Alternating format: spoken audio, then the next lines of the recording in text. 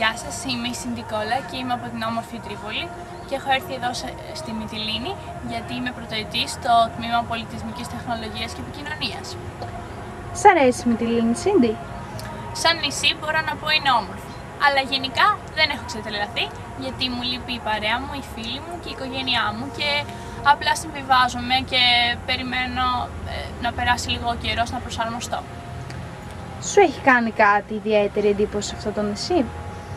Δεν μπορώ να πω ότι μου έχει κάνει κάτι ιδιαίτερη εντύπωση, αλλά έχω εστιάσει σε δύο γεγονότα μόνο. Το πρώτο είναι το θέμα με το καιρό, γιατί μπορεί να αλλάξει πολύ απότομα ο καιρός και από τη μία μέρα στην άλλη να έχουμε άλλα φαινόμενα. Π.χ. σήμερα είναι μια πολύ όμορφη και ηλιόλουστη τη μέρα, ενώ μετά το βράδυ ή την επόμενη μέρα να έχει πάρα πολύ κρύο υπερβολικό, με αποτέλεσμα να μην μπορείς να φύγεις από το σπίτι σου. Τι άλλο σου έκανε εντύπωση στη Μυτιλήνη?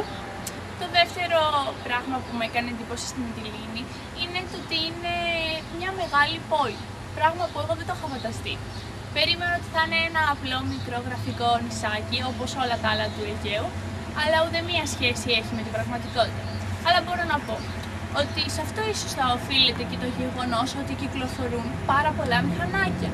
Γιατί αυτό που μου έκανε πραγματικά εντύπωση όταν πάτησα το πόδι μου στη Μυτιλήνη είναι ότι όλοι οι άνθρωποι, είτε νέοι φοιτητές, άνθρωποι που πηγαίνουν στις δουλειές τους, χρησιμοποιούν πολλά μηχανάκια.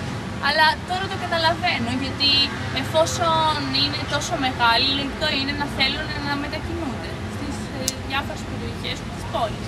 Καλή μας διαμονή. Γεια σας!